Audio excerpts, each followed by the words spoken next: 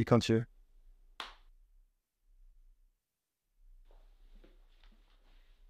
Parfait. Eh bien, première question. Donc, qu'as-tu compris que récupérer était aussi crucial que l'entraînement?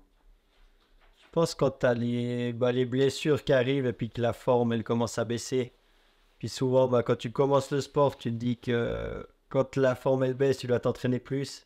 Puis ça va pas un cercle vicieux. Puis après, quand tu vois que tu t'es blessé, puis tu reviens à la compète après, tu vois que tu es plus en forme qu'avant la blessure. Puis je pense que c'est ça qui m'a fait, moi, le déclic de me dire que maintenant, ouais, il faut beaucoup plus récupérer pour être en forme le jour J. D'accord. Donc, la récupération est devenue partie prenante de ton entraînement aujourd'hui, quoi. Ouais. En fait, de ta vision du sport aujourd'hui. Ouais, tu remarques que quand tu fais des grosses performances, c'est quand tu es bien reposé et puis quand tu as des bonnes valeurs de récup, quoi. Ok. Donc, as-tu compris que récupérer était aussi crucial que t'entraîner? Un peu comme Rémi sur une phase où j'avais beaucoup de sollicitations professionnelles, où j'étais pas encore pro à pied, où j'avais beaucoup de sollicitations professionnelles à côté, beaucoup d'entraînement et finalement que je me suis aussi blessé. Et aujourd'hui, j'ai une vision où 50% de la performance, c'est l'entraînement invisible, dont la récupération et les 50 autres d'entraînement. Et j'ai eu une année en tête en 2016 où je réussis beaucoup de choses, mais j'ai aussi beaucoup de taf à côté. Et finalement, j'ai une grosse blessure au milieu de l'année. Et ça m'a permis de comprendre qu'en fait, il faut vraiment du temps pour récupérer et que l'entraînement, ça ne suffit pas si à côté, il n'y a pas un équilibre qui se crée entre l'entraînement invisible et tout ce visible, on va dire, tout ce qu'on peut faire sur les sentiers et toute la récupération qui se passe derrière. Donc, aujourd'hui, je pense que c'est bien de bien s'entraîner, mais c'est encore mieux de bien s'entraîner et récupérer derrière. Et par récupération, tu entends quoi, du coup? Et la récup, c'est tout ce qu'on va pouvoir mettre en place finalement pour potentialiser ce qu'on fait à l'entraînement. Donc, ça va passer par la nutrition, par le sommeil, par les soins qu'on peut faire. Les soins, ou prendre soin de soi finalement en dehors des baskets et du sport en général. Donc, voilà, ça peut être du yoga, de la méditation, du temps pour soi finalement. Et puis, les deux gros piliers, ça va être la nutrition et le sommeil. Même question. Ouais. Pour toi, récupérer, c'est quoi? Pour moi, le plus important dans la récup, c'est le sommeil. Je vois vraiment que c'est vraiment le truc qu'il faut pas mettre de côté. Parce que quand tu dors bien, souvent, t'as bien récupéré le lendemain. Du coup, je mettrais le sommeil numéro 1, puis aussi la nutrition, je dirais numéro 2. Tu sens quand t'as mangé une fondue le soir avant, que le jour après, c'est pas top. Du coup, je pense, sommeil et nutrition, c'est les deux points clés. Et par rapport à tes entraînements été-hiver et le fait d'enchaîner, je dirais, une saison d'été entre elles et d'enchaîner tout de suite une saison d'hiver en skimo avec des intensités très différentes, est-ce que tu mènes le même type de récup ou est-ce que tu adaptes ta récupération? Par exemple, est-ce que tu vas perdre un peu de poids ou est-ce que tu vas au contraire travailler beaucoup plus ta musculature? Enfin, qu'est-ce qui se passe? Ouais, après, je change pas trop les méthodes d'entraînement, que ce soit l'été ou l'hiver, parce qu'au final, c'est deux sports qui se complètent. Mais après, niveau récup, pareil, j'essaye vraiment de dormir le mieux que je peux tout au long de l'année. Et puis, je pense que c'est ça qui me permet d'enchaîner les deux saisons. C'est d'avoir un sommeil qui est toute l'année de bonne qualité. Puis après, c'est clair que l'hiver, vu que je suis en équipe nationale, on a plus d'accès on a un masseur qui est tout le temps avec nous. Du coup, je fais des massages vraiment réguliers. Et puis l'été, un peu moins, mais on a toujours le physio magique qui a des problèmes. Mais je dirais toujours, je garde toujours vraiment l'œil sur mon sommeil tout au long de l'année pour être en forme. Et quand tu regardes l'œil, quand tu parles de ton sommeil, qu'est-ce que tu faisais jusqu'à présent? Ouais, j'essayais d'aller souvent à des heures régulières au lit. Après, c'est assez compliqué. Par exemple, l'hiver, on a des courses qui sont en fin de journée. Du coup, là, ça devient un peu tricky parce que t'as l'excitation de la course. Par exemple, tu as eu le départ à 7 h le soir. Avant minuit, minuit et demi, tu dors pas, quoi. C'est quasi impossible. Du coup, là, il faut essayer de gérer avec ça, mais c'est souvent le problème. C'est quand tu as des courses en fin de journée, tu réussir à bien récupérer pour la suivante le jour d'après. Du coup, là, c'était toujours un peu difficile. Et est-ce que tu avais choisi de faire des siestes, par exemple? Ouais, quand on est en Coupe du Monde, on fait souvent des siestes l'après-midi. Même quand je suis à la maison, si je sens que j'ai un coup de barre après manger, je vais assez facilement faire une petite sieste pour rebooster. Mais après, c'est pas systématique, quoi. Je préfère bien dormir la nuit, avoir un bon sommeil profond que de faire des siestes là. Et toi, Thibaut, la notion du sommeil, est-ce qu'elle elle t'a tenu à cœur ou assez rapidement dans ta performance sportive? Ouais, bah, je pense qu'on comprend assez vite que pour être performant, il faut bien dormir et que si on a une dette qui se crée, ça tient pas très longtemps. Et j'ai toujours été ouais, assez attentif à ça parce que je suis aussi un ancien skieur de haut niveau en ski de fond, même si maintenant je fais plus de compétition. Mais depuis gamin, en fait, une rigueur par rapport à ça. Et puis, un peu comme Rémi, si j'ai une dette de sommeil qui se crée, je tombe facilement sur une sieste pour aller essayer ouais, ouais, de tempérer un peu ça et de regagner ouais, en sommeil, en récupération. Et dans ta qualité de sommeil, tu as un temps de sommeil, tu peux gérer un temps de sommeil? Tu es habitué à dormir, je sais pas, 8 heures, 9 heures, 10 heures, c'est que tu le gères comment?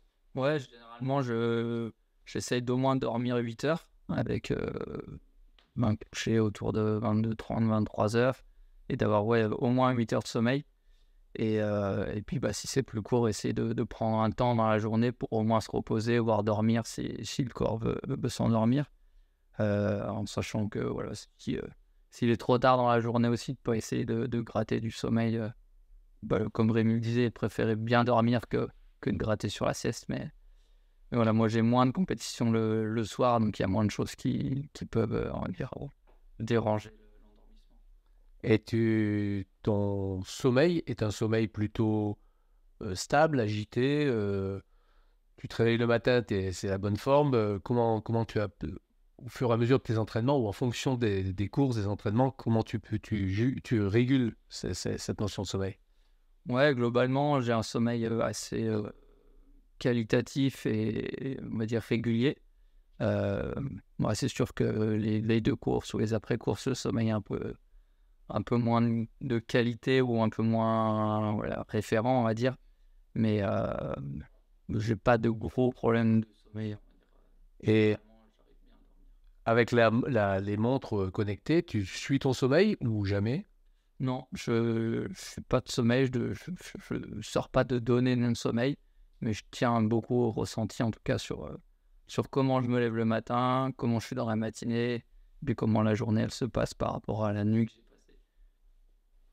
Et toi, Rémi, cette notion de monde connecté, t'es suivi, ça t'intéresse, t'es un peu plus geek? Ouais, bah, j'ai commencé l'année passée à utiliser le Whoop là.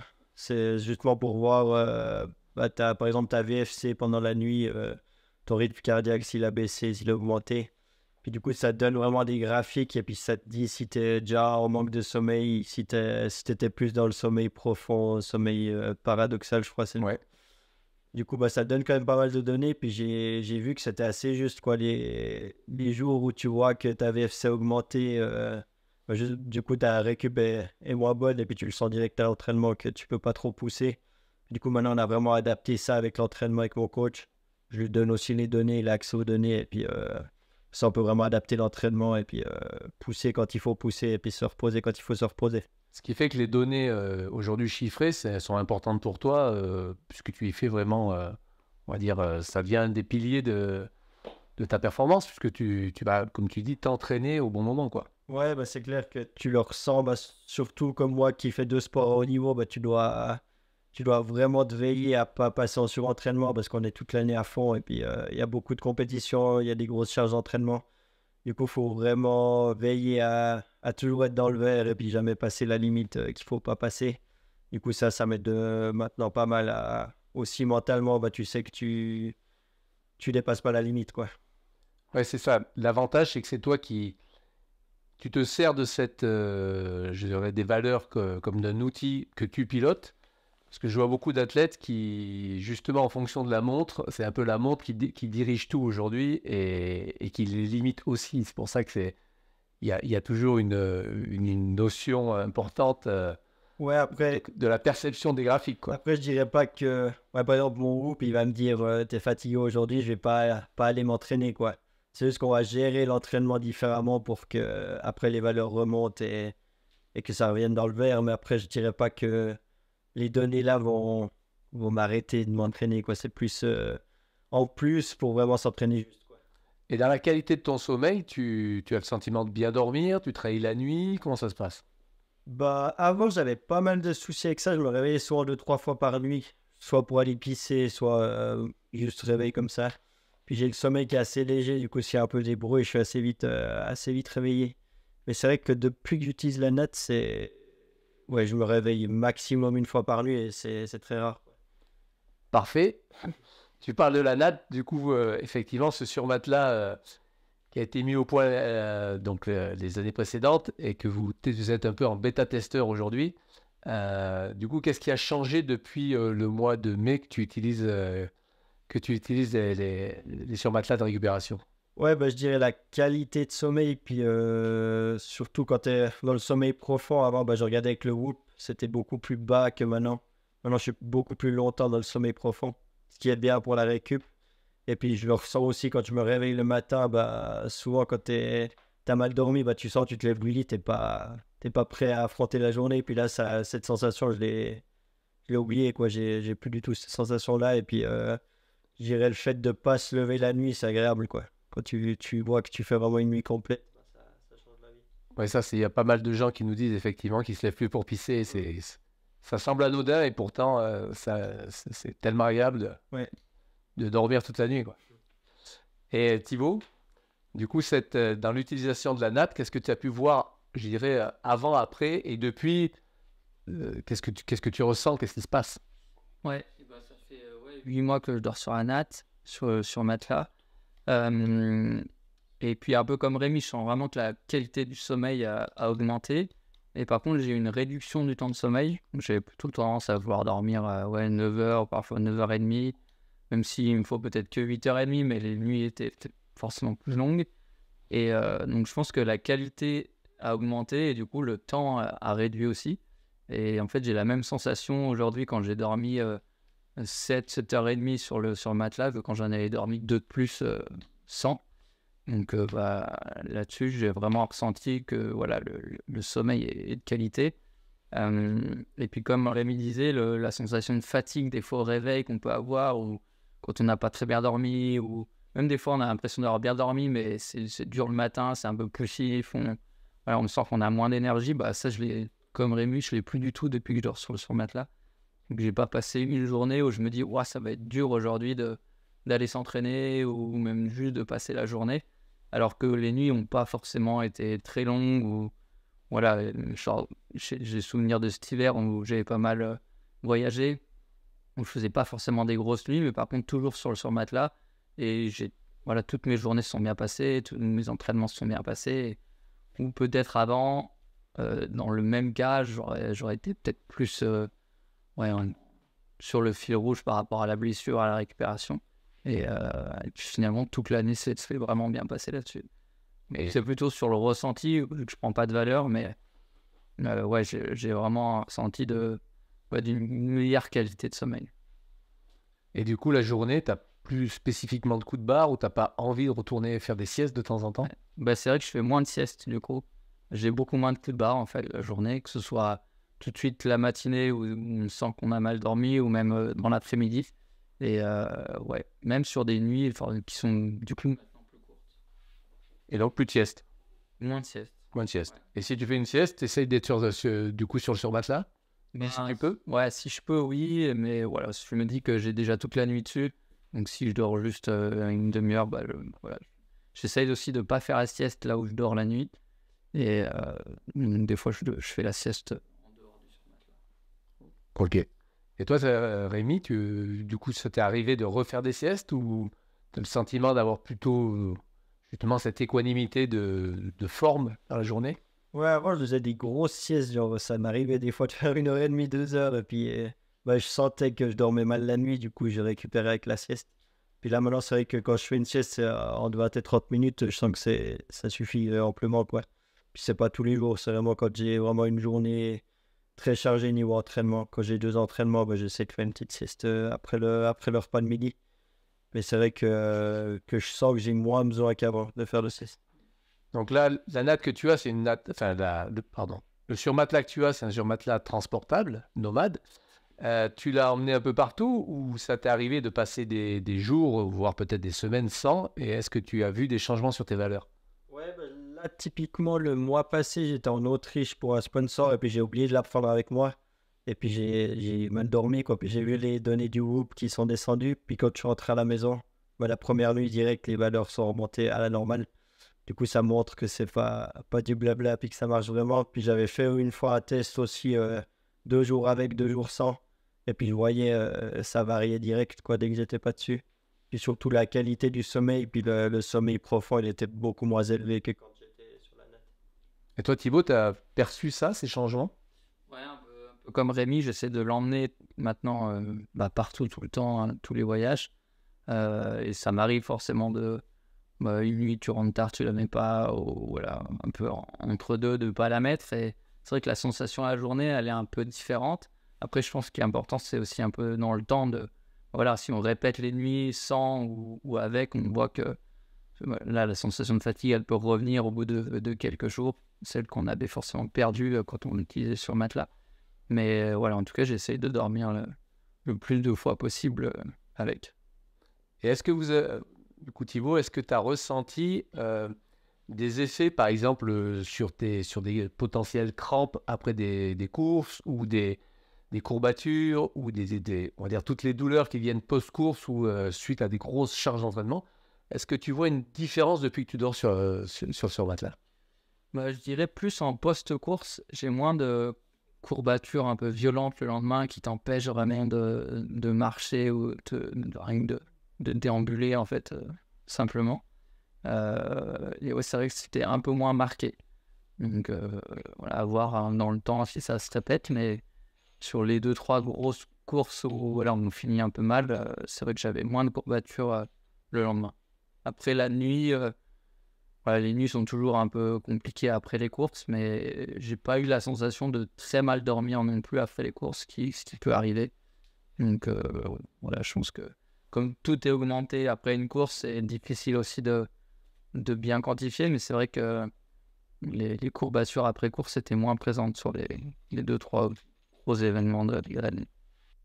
Dans ton vécu de sportif, est-ce qu'il y a des moments où tu as vraiment perçu, notamment pour une course, que la mauvaise récupération t'avait vraiment joué des tours? C'est-à-dire que il y a des courses où tu aurais pu, où tu es arrivé en forme suite à l'entraînement, mais ce manque de préparation, ce manque de récupération, où tu te rappelles d'un événement précis Ouais, j'ai un peu abordé, c'était en 2016, là, quand j'étais encore au cabinet.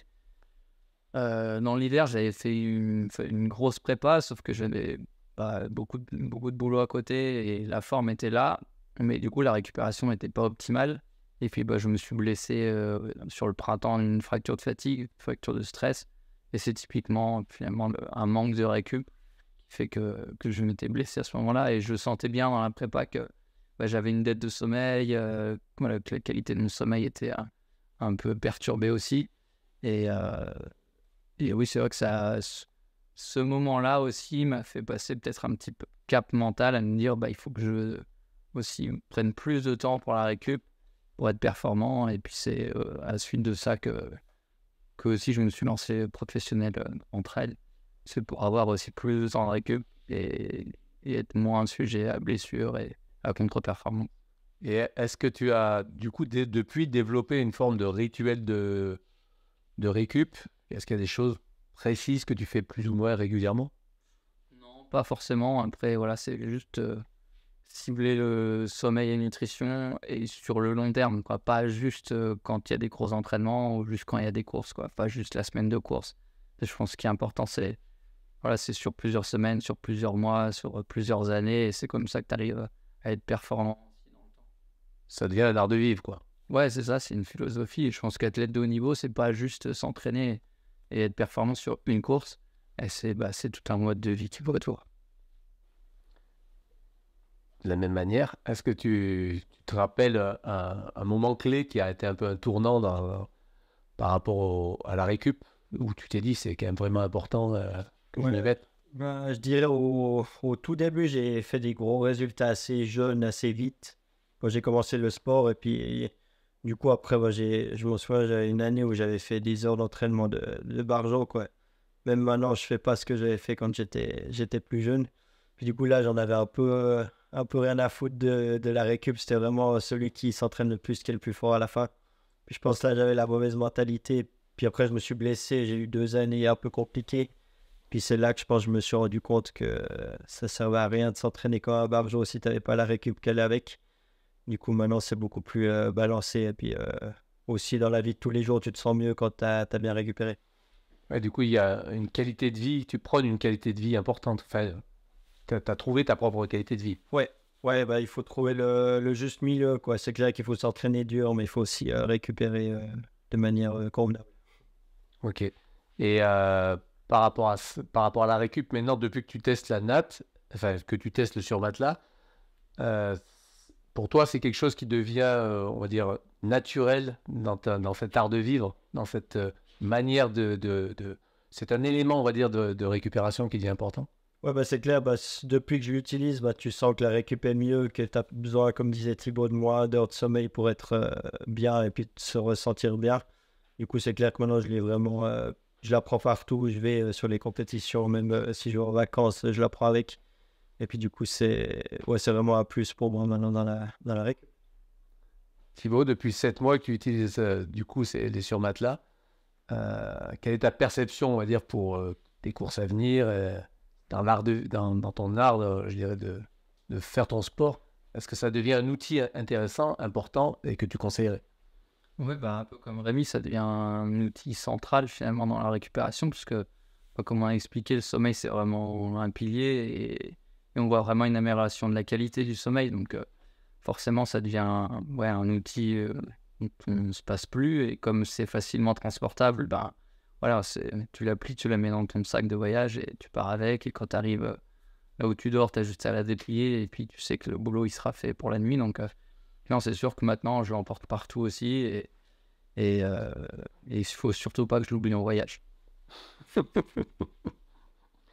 Donc, c'est vraiment un outil qui, pour vous, a fait ses preuves et qui risque de nous montrer peut-être de nouvelles, on va dire, des applications plus profondes ou en tout cas une action sur le corps et par rapport à l'entraînement. Ça peut peut-être, on peut peut-être s'en servir d'une manière différente. Je pensais à des siestes ou je pensais en avoir, d'avoir des systèmes peut-être en journée. Enfin, on peut réfléchir à pas mal de choses nouveaux. En tout cas, il y a une piste, il y a quelque chose à creuser. Ouais, puis c'est quelque chose de, comment dire, de facile à faire, quoi. Parce que tu dors dessus, t'as rien à faire, quoi. Tandis que si tu dois aller chez le physio, faire de la cryothérapie, ouais, c'est du temps, tu dois organiser. Tandis que là, tu mets sur ton matelas et tu laisses le travail faire tout seul. Du coup, c'est assez agréable ce côté-là.